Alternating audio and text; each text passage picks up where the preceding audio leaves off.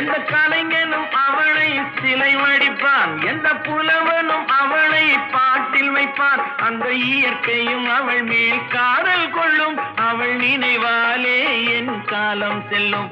நான் பார்த்ததிலே அவள் ஒருத்தியை தான் நல்ல அழகி என்பேன், நல்ல அழகி என்பேன்.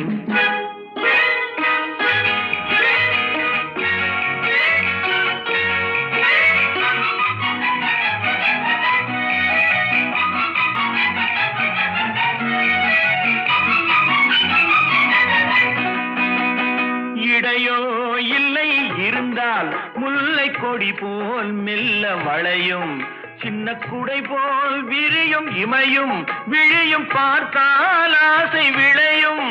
அந்த பூமகள் திருமுகம் மேலே குளிர் புன்னகை வருவதனாலே நிலவோ